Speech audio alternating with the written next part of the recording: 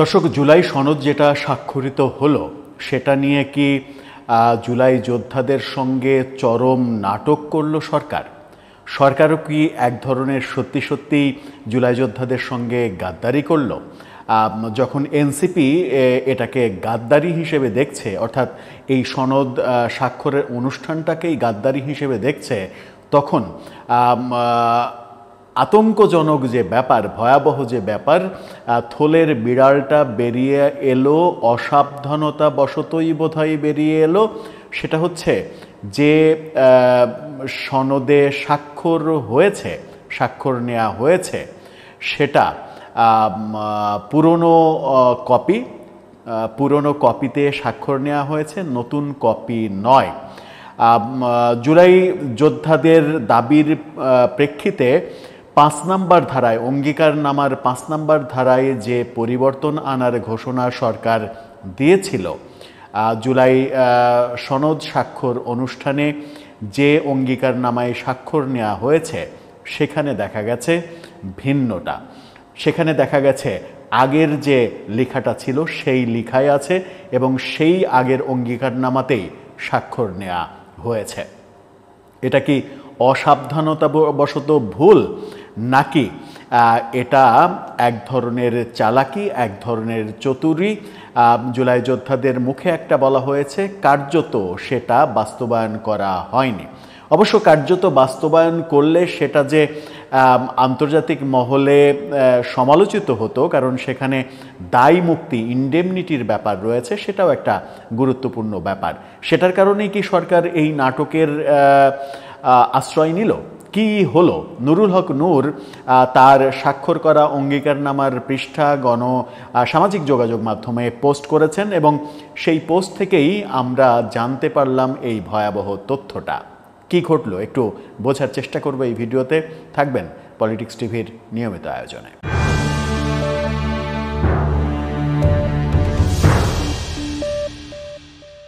দর্শক, বলছিলাম নুরুল হক নূর যে পোস্টটি করেছেন, জুলাই সনদের অঙ্গীকারনামার যে পৃষ্ঠায় সই করেছেন সেই পৃষ্ঠার ছবি তুলে তিনি সামাজিক যোগাযোগ মাধ্যমে পোস্ট করেছেন এবং তার পোস্টটি আপনারা দেখে নিতে পারেন। সেই পোস্টটি তিনি লিখেছেন, নতুন বাংলাদেশ বিনির্মাণে তারুণ্যের রক্তে ভেজা ঐতিহাসিক দলিল জাতীয় জুলাই সনদ।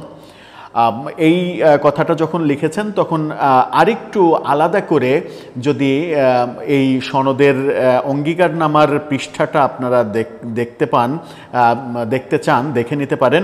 সেখানে 5 নম্বর পয়েন্টটা দেখুন, যে 5 নম্বর পয়েন্টে লেখা আছে, গণ অভ্যুত্থান পূর্ব 16 বছরের ফ্যাসিবাদ বিরোধী গণতান্ত্রিক সংগ্রামে গুম, খুন, নির্যাতনের শিকার হওয়া ব্যক্তিদের এবং 2024 সালের জুলাই আগস্টের গণ অভ্যুত্থানকালে সংগঠিত সব হত্যাকাণ্ডের বিচার, শহীদদের রাষ্ট্রীয় মর্যাদা প্রদান ও শহীদ পরিবারগুলোকে যথাযথভাবে সহায়তা প্রদান এবং আহতদের সুচিকিৎসা ও পুনর্বাসনের ব্যবস্থা নিশ্চিত করব। এটা নতুন সংশোধিত পয়েন্ট না, নতুন সংশোধিত পয়েন্ট ভিন্ন। এটা পুরনো, যে পুরনোটা থাকার কারণেই এই পয়েন্ট, অনেক দাবির মাঝে এই পয়েন্টটাও একটা দাবি ছিল, যেখানে আহতদের ব্যাপারে কোনো কিছু বলা হয়নি, ইন্ডেমনিটি নিয়ে কোনো কিছু বলা হয়নি। সেই দাবির পরিপ্রেক্ষিতে যেটা গতকালকে ঘোষণা দিয়েছেন এই ঐক্যমত্য কমিশনের ভাইস চেয়ারম্যান আলী রিয়াজ, এবং ঘোষণা দিয়ে যে পরিবর্তনটা এনেছেন সেই পরিবর্তনটা ভিন্ন। সেই পরিবর্তনটা কি? সেই পরিবর্তনে লেখা ছিল, গণ অভ্যুত্থান পূর্ব বাংলাদেশে 16 বছরের আওয়ামী ফ্যাসিবাদ বিরোধী গণতান্ত্রিক সংগ্রামে, অর্থাৎ আগে আওয়ামী ফ্যাসিবাদ বিরোধী লেখা ছিল না, এটাতে আওয়ামী ফ্যাসিবাদ বিরোধী গণতান্ত্রিক সংগ্রামে গুম, খুন ও নির্যাতনের শিকার হওয়া ব্যক্তিদের এবং 2024 সালে জুলাই আগস্ট গণ অভ্যুত্থানকালে ফ্যাসিস্ট আওয়ামী লীগ ও তার সহযোগী আইন শৃঙ্খলা রক্ষাকারী বাহিনীর কতিপয় সদস্যদের দ্বারা সংগঠিত সব হত্যাকাণ্ডের বিচার, শহীদদের রাষ্ট্রীয় মর্যাদা প্রদান ও শহীদ পরিবারকে এবং আহত জুলাই বীর যোদ্ধাদের যথাযথোক্ত সহায়তা প্রদান, যেমন মাসিক ভাতা, সুচিকিৎসা, পুনর্বাসন ব্যবস্থা এবং শহীদ পরিবার ও আহত বীর যোদ্ধাদের আইনগত দায় মুক্তি অর্থাৎ ইন্ডেমনিটি, মৌলিক অধিকার সুরক্ষা ও নিরাপত্তা নিশ্চিত করব। এখানে ইন্ডেমনিটির কথা বলা হয়েছে এবং জুলাই আহতদের মাসিক ভাতা সহ বেশ কিছু নতুন কথা বলা হয়েছে, যেটা স্বাক্ষর করা যে অঙ্গীকারনামা সেই অঙ্গীকারনামাই লেখা নেয়। তাহলে কি এটা সরকার কৌশল, এক ধরনের কৌশল, ঘোষণার কৌশল দিয়ে যেটা তারা করতে চাই সেটাতেই স্বাক্ষর নিয়ে নিল? স্বাক্ষর যেহেতু হয়ে গেছে এবং নুরুল হক নূর যেহেতু এটা পোস্ট করেছেন, তার এবং রাশেদ খানের স্বাক্ষর করা পেজটি তিনি পোস্ট করেছেন, সুতরাং এটাকে ভুল বলার কোনো অবকাশ নেই। মানে এই পাতাটা ভুয়া কিংবা এই পাতাটা ভুল এটা বলার কোনো অবকাশ নেই। এটা নিয়ে আরও একটু চমকপ্রদ তথ্য রয়েছে। যখন এই আন্দোলনকারীদের আন্দোলন গতকালকে চলছিল সকালে, তখন সালাউদ্দিন আহমেদ, বিএনপির নেতা সালাউদ্দিন আহমেদ, তিনি দুপুর 11টা-12টার দিকে, দুপুর 11টা-12টা না তারও আগে সকালে এই 11টার দিকে, 11টার দিকে এই পোস্টটা একটা পোস্ট করেছেন সামাজিক যোগাযোগ মাধ্যমে তার ভেরিফাইড পেজে।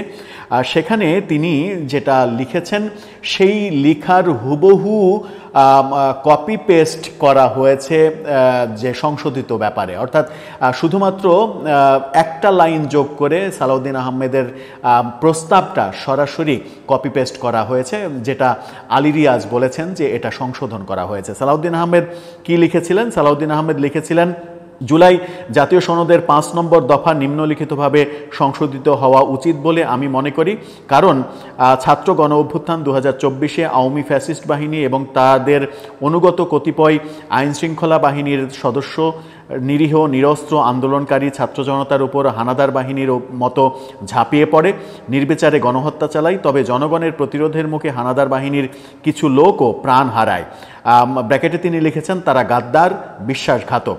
তবে জনতার আদালতে তাদের বিচার হয়ে গেছে, এটাকে জনতার আদালতে বিচার তিনি বলছেন। সুতরাং যৌক্তিক কারণে তাদের বিচার গণ অভ্যুত্থানের যুদ্ধের ময়দানে সম্পন্ন হয়ে গেছে, তাই 5 নম্বর দফা নিম্নলিখিতভাবে সংশোধন করা উচিত। অর্থাৎ তিনি বলছেন যে আওয়ামী লীগের লোকজন, ছাত্রলীগের লোকজন এবং পুলিশ বাহিনী, আইনশৃঙ্খলা রক্ষাকারী বাহিনীর যারা মারা গেছে এই সংঘর্ষে কিংবা ওই সময়ে, তারা জনতার আদালতে তাদের বিচার হয়ে গেছে। সুতরাং জনতার আদালতে যেটা বিচার হয় সেটা ইন্ডেমনিটি জনতাকে দিতেই হবে, এরকমটা বলেই তিনি পরবর্তীতে যেটা বলেছেন, যেটা সংশোধিত মানে আলী রিয়াজের সংশোধিত পয়েন্টে হুবহু দেখেছি, শুধুমাত্র শেষ দিকে আলী রিয়াজের সংশোধিত পয়েন্টে যেটা যুক্ত করা হয়েছে সেটা হচ্ছে যে এবং শহীদ পরিবার ও আহত বীর যোদ্ধাদের আইনগত দায় মুক্তি ও মৌলিক অধিকার সুরক্ষা ও নিরাপত্তা নিশ্চিত করব, এইটুকু যোগ করে বলা হয়েছে। যেটা সালাউদ্দিন আহমেদ ইনডাইরেক্টলি ইন্ডেমনিটির কথা বলেছেন, এখানে সংশোধিতটাতে ডিরেক্ট ইন্ডেমনিটি দেওয়ার, অর্থাৎ তাদেরকে দায় মুক্তি দেওয়ার ব্যাপারটা দেখেছি। এর আগে দায় মুক্তি দেওয়ার ঘটনা আমরা দেখেছিলাম বঙ্গবন্ধু হত্যাকাণ্ডের পরে, বঙ্গবন্ধুর খুনিদের দায় মুক্তি দেওয়ার ঘটনা দেখেছিলাম। এবার 24-এর আন্দোলনের প্রেক্ষাপটে দায় মুক্তি দেওয়ার প্রসঙ্গ কেন আসলো? তাহলে কি ছাত্র জনতা পুলিশ বাহিনীকে হত্যা করেছে কিনা, তাদের দ্বারা হত্যা হয়েছে কিনা, এই প্রসঙ্গগুলো আসে। যদিও সালাউদ্দিন আহমেদের পোস্টে ব্যাপারগুলোকে স্বীকার করে নেওয়া হয়েছে যে ছাত্র জনতার হাতে আওয়ামী লীগ এবং আইনশৃঙ্খলা রক্ষাকারী বাহিনীর যারা মারা গেছে তারা বিশ্বাসঘাতক, মীর জাফর, এই ব্যাপারগুলো বলা হয়েছে, তারা গাদ্দার, তাদেরকে এভাবে বলা হয়েছে। যাই হোক, মূল যে ব্যাপারটা সেটা হচ্ছে যে নুরুল হক নূর যে পাতাটা অঙ্গীকারনামা যে পাতাতে স্বাক্ষর করেছেন সবাই, তারা স্বাক্ষর ওই পাতাতে করেছেন, মানে সবাই একই কপিতে স্বাক্ষর করেছেন। যে কপিতে রাজনৈতিক দলগুলো 24টা রাজনৈতিক দল এবং প্রধান উপদেষ্টা সহ ঐকমত্য কমিশনের সবার স্বাক্ষর নেওয়া হলো, সেই পাতাটা আপডেটেড পাতা না, অর্থাৎ পুরনো কপিতে স্বাক্ষর নেওয়া হলো। প্রশ্ন হচ্ছে, এটা কি ভুল, অসাবধানতা, নাকি এটা একটা চালাকি, যেটাকে এনসিপি মানে সামগ্রিকভাবে বলছে গাদ্দারি? দর্শক, আপনার মতামত জানিয়ে এই ব্যাপারে লিখতে পারেন আমাদের কমেন্ট বক্সে।